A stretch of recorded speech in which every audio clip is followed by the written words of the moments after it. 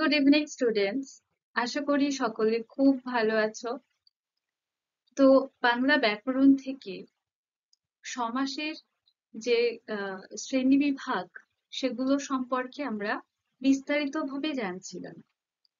তো শেষ ক্লাসে আমরা তৎপুরুষ সমাস সম্পর্কে জানছিলাম এবং তার সমস্ত শ্রেণীবিভাগ সম্পর্কে বিস্তারিতভাবে আলোচনা করছিলাম। তো সেই শ্রেণীবিভাগের মধ্যে দুটি শ্রেণীবিভাগ সম্পর্কে আলোচনা বাকি রয়ে গেছিল। তো সেই দুটি আহ শ্রেণীবিভাগ নিয়ে আজকে আলোচনা করব এবং সমাসের আরো অন্য কোনো ভাগ সম্পর্কেও আলোচনা করব। কেমন? তো চলো দেখে নেওয়া যাক। তো তৎপুরুষ সমাস কাকে বলে? নিশ্চয়ই মনে আছে তোমাদের যে যে সমাসের পূর্বপদের সঙ্গে যে বিভক্তি থাকে সেটা লোপ পায় এবং পরপদের অর্থ প্রাধান্য থাকলে সেটাকে তৎপুরুষ সমাস বলা হয়, তাই তো? তো তার শ্রেণীবিভাগের মধ্যে শেষ যে ভাগ দুটি বাকি ছিল তার মধ্যে একটা হলো ব্যাপ্তি তৎপুরুষ সমাস। তো ব্যাপ্তি তৎপুরুষ সমাস কাকে বলে? আগে বলো ব্যাপ্তি শব্দের অর্থ কি? ব্যাপ্তি মানে আমরা সাধারণত কি জানি? যে কোনো প্রসারিত, হ্যাঁ, কোনো আবরণ, তাই তো? তো বিস্তারিত প্রসারিত এরকম কিছু। হুম? তো এখানে কি অর্থে সমাসের ক্ষেত্রে ব্যবহৃত হয়েছে বা কিভাবে তার নামকরণ হয়েছে দেখা যাক। তো এই ব্যাপ্তি তৎপুরুষ সমাস কাকে বলা হয়?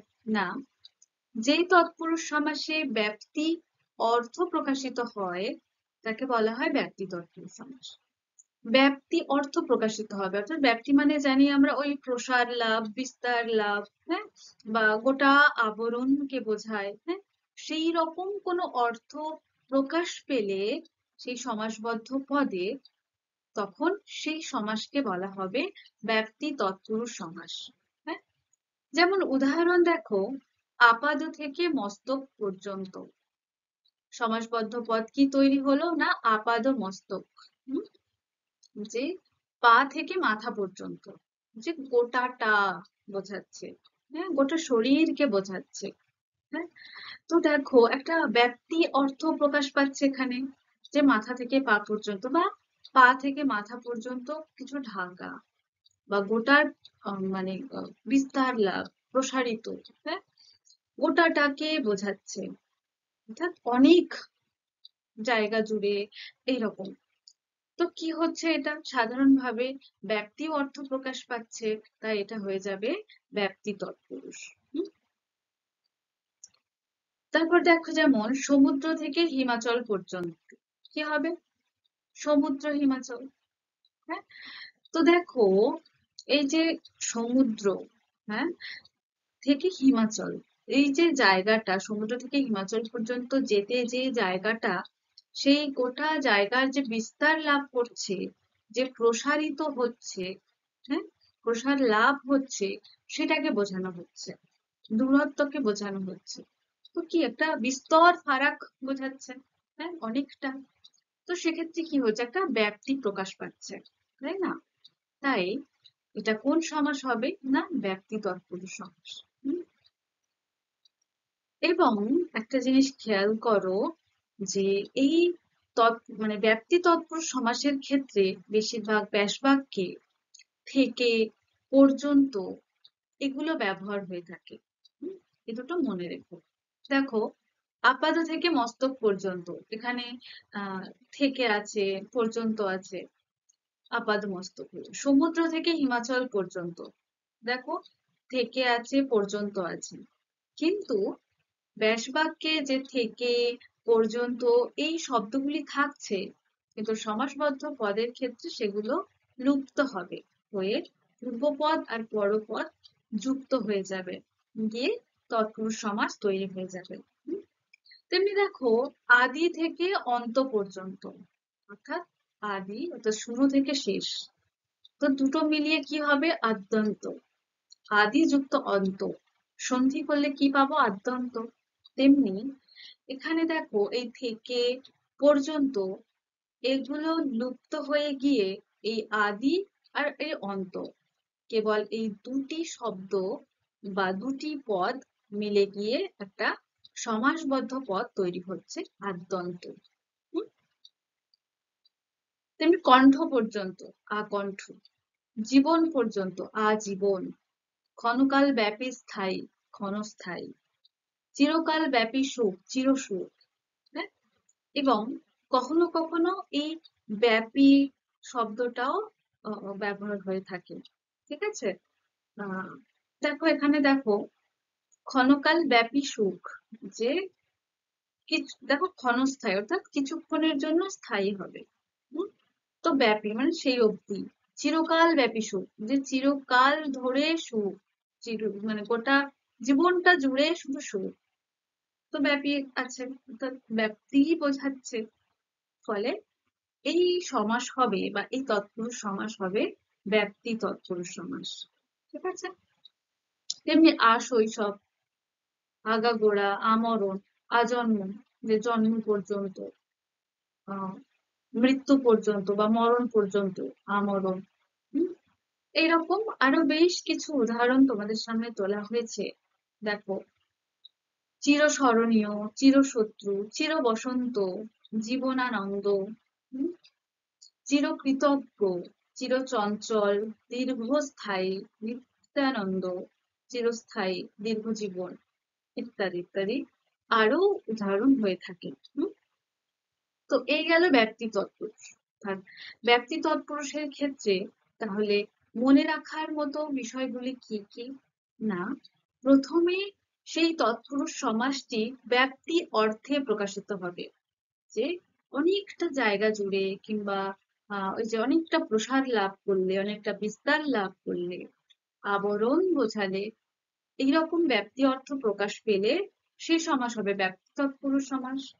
এবং ব্যাসবাক্যে মানে ব্যক্তি তৎপুরুষ সমাসের ক্ষেত্রে ব্যাসবাক্যে থেকে, পর্যন্ত, ব্যাপী, হ্যাঁ, এই ধরনের শব্দগুলি ব্যবহৃত হয়ে থাকে।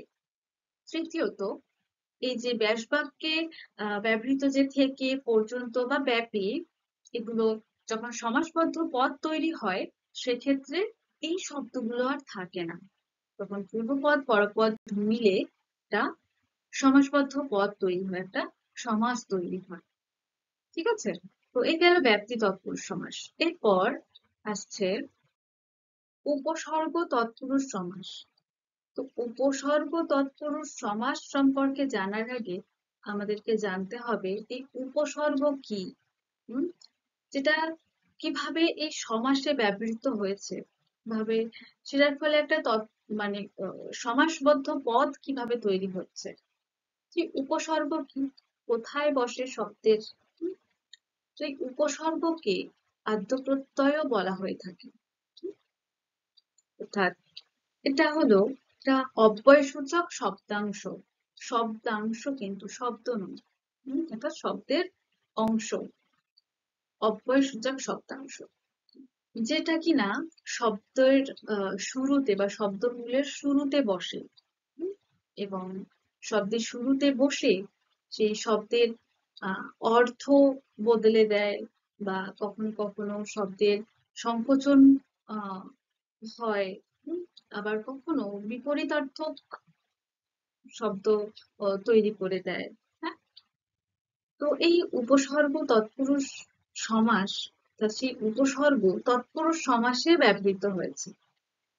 তো উপসর্গ তোমরা জানলে যে একটা অব্যয়সূচক শব্দাংশ, যেটা কিনা শব্দের শুরুতে বসে। ঠিক আছে, তো এবার তৎপুরুষ সমাসে কিভাবে হচ্ছে দেখো। তো সেই উপসর্গ তৎপুরুষ সমাস কাকে বলে? না, যে তৎপুরুষ সমাসে পূর্বপদ উপসর্গের সঙ্গে পরপদ বিশেষ্য কিংবা বিশেষণের সমাস হয়, তাকে বলা হবে উপসর্গ তৎপুরুষ সমাস। অর্থাৎ যে সমাসের পূর্বপদ, অর্থাৎ একটা সমাসের পূর্বপদ আর পরপদ মিলে সমাসবদ্ধ পদ তৈরি হয়, তাই তো? তো সেই পূর্বপদের মানে পূর্বপদ যেটা উপসর্গের সঙ্গে, যে পূর্বপদটি থাকবে সেটা উপসর্গ থাকবে, এবং সেটার সঙ্গে পরপদের সমাস হবে, এবং সেই পরপদটি হবে বিশেষ্য কিংবা কখনো বিশেষণ। ঠিক আছে? অর্থাৎ উপসর্গের সঙ্গে বিশেষ্য বা বিশেষণের সমাস হলেই সেটা উপসর্গ তৎপুরুষ সমাস। হুম। তো দেখো উদাহরণ দেখো, তাহলে বুঝতে পারবে যে বিমাতা, বিমাতা। হুম? তো আরো একটা কথা বলার এই তৎপুরুষ সমাসে আসার আগে, তো এই উপসর্গ কাকে বলে তোমরা জানো? এই উপসর্গকে কয়টি ভাগে ভাগ করা যায় জানো? 3টি ভাগে ভাগ করা যায়। অর্থাৎ উপসর্গের 3টি ভাগ, যেটা হলো একটা খাঁটি বাংলা উপসর্গ, একটা সংস্কৃত উপসর্গ, আর বিদেশি উপসর্গ। হুম। অর্থাৎ বাংলা ভাষায় বিভিন্ন ভাষা থেকে শব্দাংশ যুক্ত হয় বাংলা ভাষার সঙ্গে। তো যাই হোক, তো এই এই উপসর্গগুলি বিভিন্ন রকম হয়ে থাকে। পরা, হ্যাঁ, অনা, তারপর প্রতি, এছাড়া ভর, রাম, হুম, বধ, কর ইত্যাদি হয়ে থাকে। বে, হ্যাঁ, এগুলো হলো উপসর্গ। হুম, মনে রেখো। তো সেই উপসর্গগুলি এই সমাসে যুক্ত হচ্ছে, হয়ে একটা সমাসবদ্ধ পদ তৈরি হচ্ছে। তো আমরা জানলাম যে উপসর্গ তৎপুরুষ সমাস কখন হয়, কিভাবে হয়। না, পূর্বপদ যেটা থাকে সেটা উপসর্গ থাকে, এবং পরপদ যেটা থাকে সেটা বিশেষ্য, কখনো বিশেষণ থাকে। তো সেই পূর্বপদ, উপসর্গ এবং পরপদ বিশেষ্য কিংবা বিশেষণের সঙ্গে যে সমাস হয় সেটা উপসর্গ তৎপুরুষ সমাস। তো উপসর্গের যেমনি 3টি ভাগ, যে বাংলা উপসর্গ, সংস্কৃত উপসর্গ, বিদেশি উপসর্গ, সেই অনুযায়ী উপসর্গ তৎপুরুষ সমাসেরও 3টি ভাগে ভাগ করা হয়েছে, বা 3টি ভাগ দেখানো হয়েছে। কি কি? না, পূর্বপদ সংস্কৃত উপসর্গ, পূর্বপদ বাংলা উপসর্গ, আর পূর্বপদ বিদেশি উপসর্গ। তো পূর্বপদ বলে এর নামকরণ কেন করা হয়েছে? এটা খুবই সহজ, মানে তোমরা জানছো যে সমাসের ক্ষেত্রে যে পূর্বপদ পরপদ লাগে, সেই পূর্বপদটি এই উপসর্গ তৎপুরুষ সমাসের ক্ষেত্রে পূর্বপদটিই হলো উপসর্গ। হ্যাঁ, এবং পরপদ বিশেষ্য বা বিশেষণ। তো যেহেতু পূর্বপদটাই উপসর্গ থাকে, সেই অনুযায়ী 3টি ভাগ করা হয়েছে। তার নাম সেজন্য সেরকম দেওয়া হয়েছে যে পূর্বপদ সংস্কৃত উপসর্গ, বা পূর্বপদ বাংলা উপসর্গ, বা পূর্বপদ বিদেশি উপসর্গ। কেমন? তো উদাহরণ দেখো, আহ প্র, প্রতি, পরা, এগুলো হলো সংস্কৃত উপসর্গ থেকে আসা, বা সংস্কৃত থেকে বাংলা ভাষায় যুক্ত হওয়া শব্দাংশ, যেটা উপসর্গ নামে পরিচিত, বা বাংলা ভাষায় ব্যবহৃত হয়ে থাকে। তো দেখো, প্র যে পৌত্র, কি হচ্ছে? প্রপৌত্র। প্রদীপ্ত, প্রদীপ্ত। প্র যে ভাত, প্রভাত। হুম? প্রতি যে অক্ষ, প্রত্যক্ষ। প্রতি যে শব্দ, প্রতিশব্দ। হুম। তো দেখো, এই দেখো মানবকে অতিক্রম করে, অতি মানব। এখানে অতি যুক্ত হচ্ছে। প্রতি যে পক্ষ, প্রতিপক্ষ। হ্যাঁ। তো দেখো, এটা পূর্বপদ সংস্কৃত উপসর্গ, সেই অনুযায়ী যুক্ত হওয়া একটি সমাসবদ্ধ পদ তৈরি হচ্ছে। হুম? তারপর দেখো বাংলা উপসর্গ, অর্থাৎ পূর্বপদ বাংলা উপসর্গ। কি কি এখানে যুক্ত হয়? না, ভর, রাম, হুম, এবং কখনো কখনো স ও যুক্ত হয়ে থাকে। তো ভর দিয়ে, যেমন ভর সন্ধ্যা, অর্থাৎ ভর সন্ধ্যা, মানে ভর এখানে পূর্ণ অর্থে ব্যবহৃত হয়েছে। হ্যাঁ, যে একদম ভরা সন্ধ্যা, যেমন ভর দুপুর বলা হয়ে থাকে, যে ভর যে দুপুর, বা ভর দুপুর, ভর দুপুর। হুম। তো তেমনি এই ভর বলতে সম্পূর্ণ বোঝাচ্ছে, যে পূর্ণ বোঝাচ্ছে, সেই অর্থে উপসর্গ তৎপুরুষে ব্যবহৃত হয়েছে। তো ভর সন্ধ্যা, ভর সন্ধ্যা। তো ভর হলো, ভর নামক এই উপসর্গটি হলো বাংলা উপসর্গ। কেমন? রাম, রাম যে দা, রামদা। রাম বলতে একটা বৃহৎ বোঝায়, উৎকৃষ্ট বোঝায়। হ্যাঁ। তো রাম যে দা, রামদা, এটা পূর্বপদ বাংলা উপসর্গ, অর্থাৎ উপসর্গ তৎপুরুষ সমাসের যে ভাগ সেটার বাংলা উপসর্গ এটি। হুম, তেমনি বিদেশি উপসর্গও রয়েছে, অর্থাৎ পূর্বপদ বিদেশি উপসর্গ, সেই ক্ষেত্রে সমাস তৈরি হয়েছে। কি সমাস? এক্ষেত্রে কোন কোন উপসর্গ ব্যবহৃত হয়ে থাকে? না, বদ, হ্যাঁ, ফি, গর, বে, এই ধরনের উপসর্গগুলি এখানে যুক্ত হয়ে থাকে। হুম, তো দেখো, বদ নাম, দুটো মিলে কি হচ্ছে? বদনাম। ফি বছর, ফি বছর তো প্রত্যেক বছর বোঝাচ্ছে। গড় হাজির, গড় হাজির, গড় এখানে অভাব অর্থে ব্যবহৃত হচ্ছে। হ্যাঁ, বেহিসাব, বেহিসাব, এই বেটাও এখানে অভাব অর্থে ব্যবহৃত হচ্ছে। কেমন? আর বদ উপসর্গটি খারাপ বা নিন্দা অর্থে ব্যবহৃত হয়ে থাকে, যে বদনাম। হুম, বদ মেজাজ, বদ মেয়ে, বদ ছেলে, এরকম শব্দ হামেশাই আমরা সচরাচর শুনতে পাই, বাংলা ভাষায় দেখতে পাই, তাই না? তো এখানে এই বদটা খারাপ অর্থে ব্যবহৃত হয়, নিন্দা অর্থে ব্যবহৃত হয়ে থাকে এই উপসর্গটি। কেমন? ফি বছর, তো প্রতি বছর বোঝানো হচ্ছে।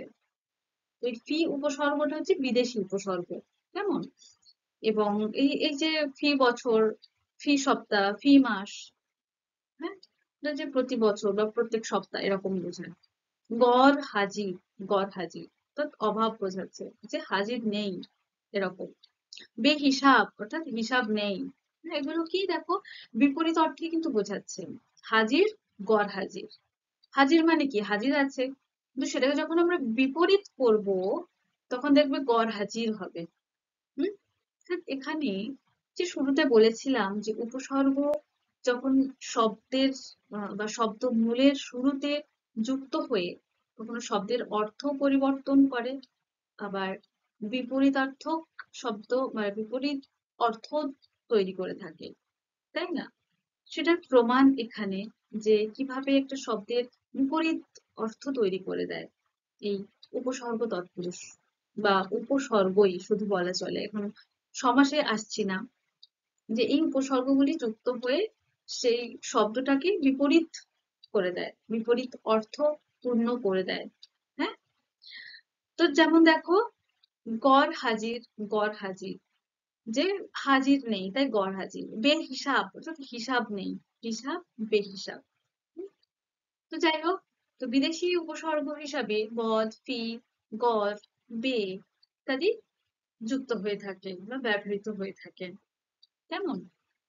তো এই উপসর্গ তৎপুরুষ সমাসের ক্ষেত্রে লক্ষণীয় বিষয়গুলি কি কি, বা মনে রাখার মতো বিষয়গুলি কি কি? প্রথমত, এই উপসর্গ তৎপুরুষ সমাসের পূর্ব পদ হবে উপসর্গ, পরপদ হবে বিশেষ্য কিংবা বিশেষণ। হুম?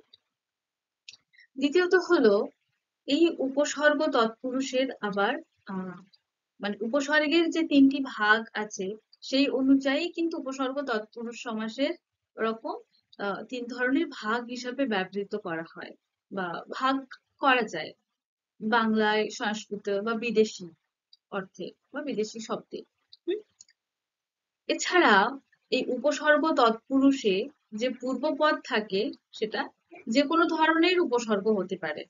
হ্যাঁ, সেটা কখনো বাংলায় হতে পারে, কখনো সংস্কৃত ভাষায় হতে পারে, আবার কখনো বিদেশি উপসর্গ ও হতে পারে।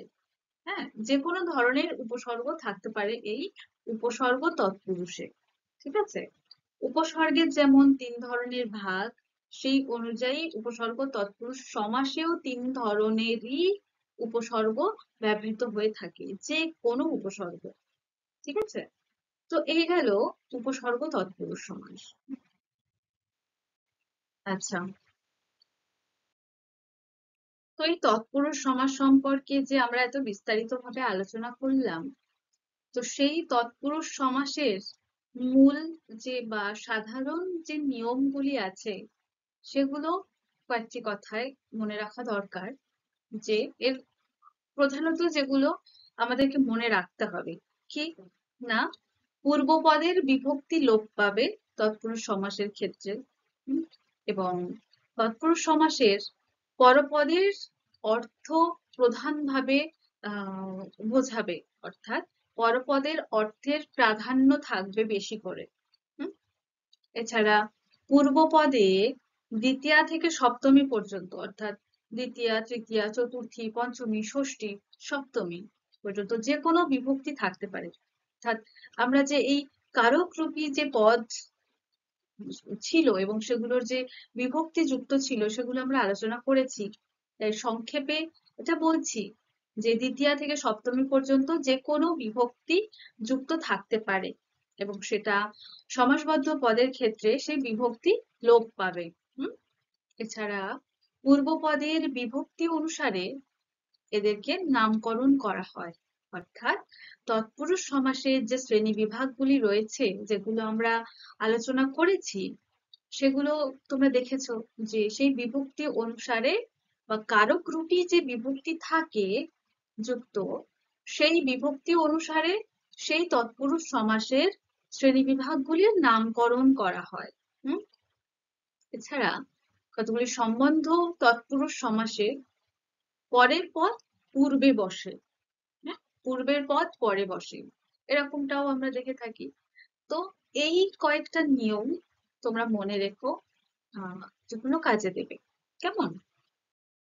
তো এবার আসি সমাসের পরবর্তী শ্রেণীবিভাগ সম্পর্কে। তো বহুব্রীহি সমাস। তো এই বহুব্রীহি সমাস কাকে বলে বা কিভাবে সমাসে এই এই বহুব্রীহি সমাস ব্যবহৃত হয়ে থাকে? তো প্রথমে আসি বহুব্রীহি সমাস কাকে বলে। তো যে সমাসে সমস্যমান পদের অর্থ প্রতীয়মান না হয়ে তাদের দ্বারা লক্ষিত অন্য কোনো অর্থ প্রকাশিত হয় তাকে বহুব্রীহি সমাস বলা হয়। অর্থাৎ যে সমাসবদ্ধ পদ যেটা তৈরি হয় তার আগে যে ব্যাসবাক্যে সমসমান পূর্বপদ, সমসমান পরপদ যে দুটি পদ থাকে, সেই পূর্বপদ পরপদ এই দুটির কোনো অর্থই এখানে প্রাধান্য না পেয়ে সেই পূর্বপদ আর পরপদ দ্বারা তৈরি যে সমাসবদ্ধ পদ সেটা অন্যরকম অর্থ প্রকাশিত হয়। হ্যাঁ, যেমন উদাহরণ দেখো তাহলে বুঝতে সুবিধে হবে যে 10 আনন যার। তো এখানে 10টা কি সংখ্যা বোঝাচ্ছে, আনন মাথা বোঝাচ্ছে, যার অর্থাৎ 10 আনন যার। দেখো এখানে যে সমস্যমান পদ আছে 10 আনন যার, এখানে এটা দিয়ে যে তৈরি হচ্ছে নতুন যে সমাসবদ্ধ পদটি, সমস্ত পদটি দেখো 10 আনন, 10 আনন যার, 10 আনন, রাইট?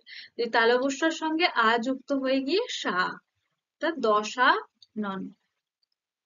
তো দেখো এই 10 আনন যার এই কথাটার কিন্তু অর্থের প্রাধান্য থাকছে না, অর্থাৎ এই সমস্যমান পদের কোনো অর্থ প্রতীয়মান হচ্ছে না।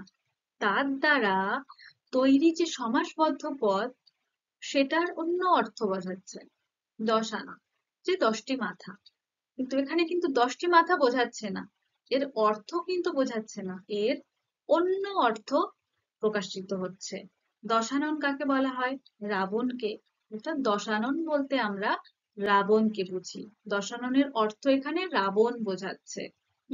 অর্থাৎ এখানে তার অন্য অর্থ প্রকাশ পাচ্ছে, তাই এটাকে বলা হবে বহুব্রীহি সমাস। অর্থাৎ সমসমান পদের অর্থ প্রকাশিত না হয়ে বা সমসমান পদের অর্থ প্রাধান্য না পেয়ে সেই সমসমান পদ দ্বারা যে সমাসবদ্ধ পদ তৈরি হয় সেই পদের অন্য অর্থ প্রকাশ পায়, সেটাই বহুব্রীহি সমাস। কেমন? যেমন আরো দেখো ত্রিলোচন যার, ত্রিলোচন, ত্রি তিনটি, লোচন চোখ, যার যে তিনটি চোখ যার, এখানে এই অর্থ প্রকাশ পাচ্ছে সাধারণত, তাই না? কিন্তু সমাসবদ্ধ যে পদটি তৈরি হবে সেখানে কিন্তু এই অর্থ আর থাকবে না, সেক্ষেত্রে অন্য অর্থ প্রকাশ পাবে। দেখো ত্রিলোচন যার যে তিনটি চোখ যার, কিন্তু এখানে যেটা তৈরি হচ্ছে ত্রিলোচন, ত্রিলোচন যার অর্থাৎ ত্রিলোচন। তো এখানে কিন্তু ত্রিলোচন মানে তিনটি চোখ কেবল বোঝাচ্ছে না, ত্রিলোচন বলতে কাকে বোঝানো হয় সেই অর্থই এখানে প্রকাশ পাচ্ছে। তো ত্রিলোচন কাকে বলা হয়? শিবকে। তো এখানে ত্রিলোচন বলতে শিবকে বোঝানো হচ্ছে বা মহাদেবকে বোঝানো হচ্ছে। হ্যাঁ, তো এক্ষেত্রে কি অর্থ সম্পূর্ণ পরিবর্তন হয়ে যাচ্ছে, একটা অন্য অর্থ বোঝাচ্ছে, অন্য অর্থ প্রকাশ পাচ্ছে, তাই না? তেমনি আরো দেখো, চন্দ্রশেখরে আছে যার, কি হবে চন্দ্রশেখর? হ্যাঁ, তো দেখো চন্দ্রশেখরে আছে যার, তো আমরা এর থেকে বুঝতে পারছি যে চন্দ্রশেখরেই আছে, তো মাথায় আছে। তো সেটা থেকে যে সমাসবদ্ধ পদ তৈরি হয়েছে চন্দ্রশেখর, এক্ষেত্রে কিন্তু ওই মাথায় চন্দ্র বিরাজ করছে সেক্ষেত্রে কিন্তু বোঝাচ্ছে না। এখানে চন্দ্রশেখর বলতে কাকে বোঝানো হয় সেই অর্থই এখানে প্রকাশ পাচ্ছে। কি হচ্ছে? চন্দ্রশেখর বলতে একই রকম শিবকে বোঝানো হচ্ছে, অর্থাৎ শিব বোঝাচ্ছে এখানে, মহাদেবের অর্থ প্রকাশ পাচ্ছে, শিবের অর্থ প্রকাশ পাচ্ছে। হ্যাঁ, আক্ষরিক অর্থ নয়, সেই সমাসবদ্ধ পদটি দ্বারা কাকে বোঝানো হচ্ছে সেই রকম অর্থ প্রকাশ পাবে বহুব্রীহি সমাসের ক্ষেত্রে। এবং এই সমাসে কিছু বিষয় আছে লক্ষণীয়, যে এই সমাসের যে পূর্ব পদ আছে সেটা বিশেষ্য, বিশেষণ, এমনকি সংখ্যাবাচক বিশেষণও হয়ে থাকে। হুম, তো দেখো এই যে প্রথম উদাহরণটি দেখো, 10 আনন যার, 10 আনন, এটা কি সংখ্যা বোঝাচ্ছে, আনন অর্থাৎ 10টি মাথা। হ্যাঁ, অর্থাৎ বিশেষণ বোঝাচ্ছে যে এই আননের যে কয়টি মাথা, 10টি মাথা, এই আনন সম্পর্কে বলা হচ্ছে, তাই এটা সংখ্যাবাচক বিশেষণ হচ্ছে। হুম, এছাড়া ত্রিলোচন, ত্রি এটাও সংখ্যা বোঝাচ্ছে, লোচন চোখ, আলাদা আলাদা ভাবে ধরলে লোচন বিশেষ্য, এখানে সংখ্যাবাচক বিশেষণও হতে পারে। হুম, যে এখানে সংখ্যা আছে লোচন, অর্থাৎ কয়টি চোখ বোঝাচ্ছে? 3টি, অর্থাৎ এই লোচন সম্পর্কে বলা হচ্ছে। তো কোনো ব্যক্তি, বস্তু, স্থান এগুলি সম্পর্কে কিছু বলা হলে সেটা কি হয়, যে বিশেষণ হয়, যে তার দোষ, গুণ, অবস্থা, পরিমাণ, সংখ্যা ইত্যাদি বোঝালেই তো বিশেষণ হয়। তো এখানে এই লোচনের সংখ্যা বোঝাচ্ছে, ফলে এটা কি বিশেষণ হয়ে যাচ্ছে, অর্থাৎ সংখ্যাবাচক বিশেষণ হচ্ছে। চন্দ্রশেখরে আছে যা, চন্দ্র বিশেষ্য বোঝাচ্ছে। হুম, তো সুতরাং এটা আমাদের মনে রাখতে হবে যে বহুব্রীহি সমাসের ক্ষেত্রে তার পূর্বপদ যেটা থাকবে, সমসমান পূর্বপদ, সেটা বিশেষ্য হতে পারে, বিশেষণও হতে পারে, আবার এমনকি সংখ্যাবাচক বিশেষণও হতে পারে। হুম, আর এই বহুব্রীহি সমাসের ক্ষেত্রে যে সমাসবদ্ধ পদটি তৈরি হয় বা সমাস নিষ্পন্ন পদ তৈরি হয় সেটা বিশেষ্য অথবা বিশেষণ হয়ে থাকে। কেমন, মনে রেখো। আচ্ছা, তো এই বহুব্রীহি সমাসকেও আবার বেশ কিছু ভাগে ভাগ করা হয়ে থাকে। হুম, এখানে সাধারণত 8টি ভাগ বা 8টি শ্রেণী বিভাগ তোমাদের সামনে তুলে ধরা হয়েছে। দেখো, তো সেই বহুব্রীহি সমাসের 8টি শ্রেণী বিভাগ কি কি সেগুলি দেখো, এই বক্স আকারে তোমাদের সামনে তুলে ধরেছি। যে 1, সমানাধিকরণ বহুব্রীহি, 2, ব্যধিকরণ বহুব্রীহি, 3, ব্যতিহার বহুব্রীহি, 4, নং বহুব্রীহি বা না বহুব্রীহি, 5, মধ্যপদলোপী বহুব্রীহি, 6, প্রত্যয়ান্ত বহুব্রীহি, 7, অলুক বহুব্রীহি, 8, সংখ্যাবাচক বহুব্রীহি। অর্থাৎ বহুব্রীহি সমাসের এই 8টি ভাগ। হ্যাঁ, তো এবার এই ভাগগুলির এক একটাকে বিস্তারিত ভাবে আমরা জানবো, যে এই ধরনের বহুব্রীহি সমাসগুলি আবার কাকে বলে, কি আছে এর মধ্যে। হুম, তো চলো দেখি। তো প্রথমে আসি, প্রথম ভাগ অর্থাৎ সমানাধিকরণ বহুব্রীহি সমাস। তো সমানাধিকরণ বহুব্রীহি সমাস কাকে বলে? হুম, কখন এই সমানাধিকরণ বহুব্রীহি সমাস হয়ে থাকে সেগুলো আমরা জানবো। তো এক্ষেত্রে পূর্বপদ বিশেষণ আর পরপদ বিশেষ্য হলে সমানাধিকরণ বহুব্রীহি সমাস হয়। হুম অর্থাৎ যদি আহ কাকে বলে বলতে বলা হয়, কি বলবে যে যে সমাসে সমসমান পূর্বপদ বিশেষণ আর পরপদ বিশেষ্য হয় সেই সমাসকে সমানাধিকরণ বহুব্রীহি সমাস বলা হয়। অর্থাৎ এর মধ্যে দুটো বিষয় মনে রাখতে হবে, যে পূর্বপদ বিশেষণ হতে হবে আর পরপদ যেটা থাকবে সেটা বিশেষ্য হবে, তাহলেই সেটা সমানাধিকরণ বহুব্রীহি। দেখো উদাহরণ দেখো, হত হয়েছে শ্রী যার, হতশ্রী। হ্যাঁ, হতশ্রী। তো এখানে কি হত অর্থাৎ হতাশ। হুম তো এখানে কি হচ্ছে, দোষ গুণ অবস্থা ইত্যাদি বোঝাচ্ছে, সুতরাং এটা কি পূর্বপদটা কি হচ্ছে বিশেষণ, শ্রী হচ্ছে কি বিশেষ্য, যে কারো স্ত্রী বোঝাচ্ছে। হুম, তো বা মুখ ও বোঝায় শ্রী বলতে। তো এখানে হতশ্রী কি হচ্ছে পূর্বপদ বিশেষণ, পরপদ বিশেষ্য বোঝাচ্ছে, ফলে এটা সমানাধিকরণ বহুব্রীহি হবে। খোশ মেজাজ যার, খোশ মেজাজ, খোশ অর্থাৎ এই মেজাজ বিশেষ্য। তো এই মেজাজের দোষ গুণ অবস্থা বোঝাচ্ছে, কেমন খোশ, যে খোশ মেজাজে আছে, অর্থাৎ যে ভালো মনে আছে, ভালো মেজাজে আছে। মানে মেজাজটা কি বিশেষ্য রূপে ব্যবহৃত হচ্ছে এবং তার বিশেষণ রূপে এই খোশ শব্দটি যুক্ত হয়েছে, ফলে এটা কোন সমাস হবে না সমানাধিকরণ বহুব্রীহি হবে। তেমনি মৃত সর্বস্ব, হুম, এছাড়া উচ্চশির, নীলকণ্ঠ, জবরদস্তি, পীতাম্বর, সুশীল, সুশ্রী, কমবক্ত, বদবক্ত, এগুলি সমানাধিকরণ বহুব্রীহির উদাহরণ। ঠিক আছে, আচ্ছা। তারপর দ্বিতীয় নম্বর ভাগ, এরপর আসছে ব্যাধিকরণ বহুব্রীহি। তো ব্যাধিকরণ বহুব্রীহি কাকে বলে না, বহুব্রীহি সমাসের যে সমসমান পূর্বপদ এবং পরপদ কোনোটিই যদি বিশেষণ না হয়, তাহলে সেই বহুব্রীহি সমাসকে ব্যাধিকরণ বহুব্রীহি সমাস বলা হবে।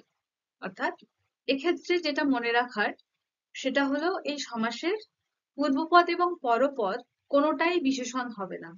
হুম তো দেখো, আশিতে 20 যার, তো আশি মানে কি দাঁত, 20 মানে 20, তো কি দুটোই দেখো বিশেষ্য বোঝাচ্ছে, দাঁতও বিশেষ্য, 20টাও বিশেষ্য। এখানে দেখো দুটোর মধ্যে কোনোটাই বিশেষণ নয়, তাহলে এটা কোন সমাস হবে, ব্যাধিকরণ বহুব্রীহি সমাস, তাই তো। এবং এই পূর্বপদ পরপদ মিলে যে সমাসবদ্ধ পদটি তৈরি হয়েছে সেটা কি 80-20, অর্থাৎ এই 80-20 সমস্ত পদটি অর্থাৎ সমাস নিষ্পন্ন পদটি হলো ব্যাধিকরণ বহুব্রীহি সমাস।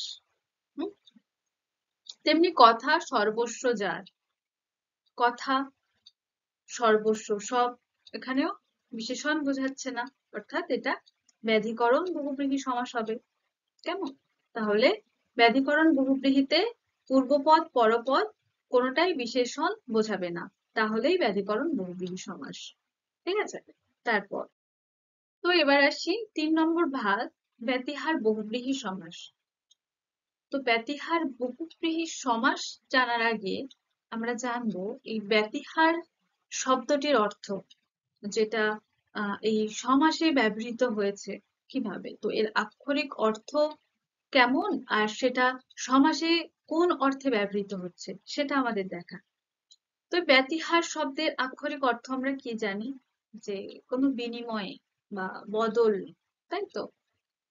তো এখানে কিভাবে ব্যবহৃত হয়েছে না একই জাতীয় ক্রিয়ার বিনিময়ে বসা শব্দ। হুম? তো এই ব্যতিহার বহুব্রীহি সমাসটা কি বা কোন অর্থে সমাসে ব্যবহৃত হচ্ছে না ক্রিয়ার পারস্পরিক অর্থেই এই ব্যতিহার বহুব্রীহি সমাস ব্যবহৃত হয়। হুম? তো কি একই রকম হচ্ছে। তো ব্যতিহার শব্দের কতকটা আক্ষরিক অর্থ অনুযায়ী এই বহুব্রীহি সমাসের নামকরণ করা হয়েছে। অর্থাৎ এখানে ক্রিয়ার পারস্পরিক অর্থ ব্যবহার হয় বা একই জাতীয় ক্রিয়ার আহ আহ, শব্দ বসে। তো এখানে ব্যতিহার বহুব্রীহি সমাস যদি কাকে বলতে বলা হয় কি বলবে না যে বহুব্রীহি সমাসে আহ, ক্রিয়ার পারস্পরিক অর্থ হিসাবে ব্যবহৃত হয় বা যে সমাস ক্রিয়ার পারস্পরিক অর্থে ব্যবহৃত হয়ে থাকে সেই সমাসকে ব্যতিহার বহুব্রীহি সমাস বলা হয়ে থাকে। বা এর মধ্যে যে সমাস বা সমাসের অনুযায়ী তোমরা বহুব্রীহি সমাস নামটাও উল্লেখ করে বলতে পারো। কেমন? তো যাই হোক এই সমাসে যে সাধারণত যে ধরনের শব্দ যুক্ত থাকে বা শব্দাংশ যুক্ত থাকে যেটা লক্ষণীয় সেগুলো কি যে আ আর হস্যই অর্থাৎ পূর্বপদে আ যুক্ত হয় এবং পরপদে হস্যই যুক্ত হয়। অর্থাৎ আহ যে ব্যাস বাক্যের সমস্যমান পূর্বপদ এবং সমস্যমান পরপদ থাকে যেটা দিয়ে একটা সমাস নিষ্পন্ন পদ তৈরি হয় সেক্ষেত্রে পূর্বপদে শেষে আ যুক্ত থাকে আর পরপদের শেষে হস্যই যুক্ত থাকে। এটা অবশ্যই থাকে। হ্যাঁ, যেমন উদাহরণ দেখো তাহলে আরো বুঝতে সুবিধা হবে। যেমন হাতে হাতে যে যুদ্ধ সেটা সমাসবদ্ধ পদ কি হচ্ছে হাতাহাতি। তো এখানে পূর্বপদ কি হাতা, পরপদ কি হাতি। অর্থাৎ এখানে পূর্বপদ অনুযায়ী যে হাতা এখানে দেখো হাতের সঙ্গে আ যুক্ত হয়েছে এবং পরপদের হাতের সঙ্গে হস্যই যুক্ত হয়েছে, তাই না, হয়ে হলো হাতাহাতি। হ্যাঁ, তেমনি কানে কানে যে কথা সেটার সমাসবদ্ধ পদ কি হবে কানাকানি। তো এক্ষেত্রেও দেখো যে সমাস নিষ্পন্ন পদ তৈরি হয়েছে কানাকানি অর্থাৎ কানা পূর্বপদ, কানি সেটা পরপদ, তাই তো। এক্ষেত্রে দেখো পূর্বপদের সঙ্গে আ যুক্ত হয়েছে পরপদের সঙ্গে হস্যই যুক্ত হয়েছে। কেমন না কানা কান যুক্ত আ কানা আর কানে কান যুক্ত হস্যই কানে অর্থাৎ পূর্বপদে আ আর পরপদে হস্যই যুক্ত হয়েছে। তো কোন সমাসের ক্ষেত্রে পূর্বপদে আ আর পরপদে হস্যই যুক্ত হয় না ব্যতিহার বহুব্রীহি সমাসের ক্ষেত্রে। ঠিক আছে। তেমনি চুলাচুলি যে চুলে চুলে যে যুদ্ধ চুলাচুলি দেখো সেক্ষেত্রেও চুলা চুলের সঙ্গে একটা আ যুক্ত হয়েছে এবং পরপদে চুলের সঙ্গে হস্যই যুক্ত হয়েছে অর্থাৎ চুলা চুলি। তেমনি কাড়াকাড়ি গালাগালি দেখা দেখি কোলাকুলি লাঠালাঠি হাসাহাসি গুতাগুতি ঘুষাঘুষি এই সবগুলো উদাহরণের ক্ষেত্রে দেখো পূর্বপদে আ যুক্ত হয়েছে আর পরপদে হস্যই যুক্ত হয়েছে, তাই তো। তো এই ব্যতিহার বহুব্রীহি সমাসের ক্ষেত্রে দুটো বিষয় আমাদের মনে রাখতে হবে যে ক্রিয়ার পারস্পরিক অর্থ হিসাবে এই ব্যতিহার বহুব্রীহি সমাস হবে। অর্থাৎ পূর্বপদ পরপদ যে পদগুলি থাকবে সেগুলো ক্রিয়ার পারস্পরিক অর্থই থাকবে। হ্যাঁ, এছাড়া এই ব্যতিহার বহুব্রীহি সমাসের ক্ষেত্রে পূর্বপদে আ যুক্ত হবে আর পরপদে হস্যই যুক্ত হবে। ঠিক আছে। তো আর একটা কথা বলার যদি তোমাদেরকে ধরো এরকম ভাগ জিজ্ঞেস করা হয় শুধু সমাস যদি বলতে বলা হয় তখন তোমরা এটা শুধু বহুব্রীহি সমাস বলে বলতেও পারো। যে শ্রেণী বিভাগের মধ্যে না ঢুকে শুধু বহুব্রীহি সমাস বললেও চলবে। কেমন? আচ্ছা, তো আজকে এটুকুই। অর্থাৎ আজকে আমরা সমাসের শ্রেণী বিভাগের মধ্যে তৎপুরুষ সমাসের যে ভাগ দুটি বাকি ছিল সেটা নিয়ে আলোচনা করলাম এবং সমাসের ভাগ বহুব্রীহি সমাস সম্পর্কে আমরা কিছুটা আলোচনা করলাম এবং বহুব্রীহি সমাসের ৩টি শ্রেণীবিভাগ নিয়ে আমরা আলোচনা করলাম। ঠিক আছে? তো এই বহুব্রীহি সমাসের বাকি শ্রেণীবিভাগ নিয়ে এবং সমাসের বাকি শ্রেণীবিভাগ নিয়ে আমরা আবার পরের ক্লাসে আলোচনা করব। কেমন? তো ভালো থেকো সবাই। দেখা হচ্ছে পরের ক্লাসে এই সমাসের পরবর্তী ক্লাস নিয়ে। কেমন? ধন্যবাদ।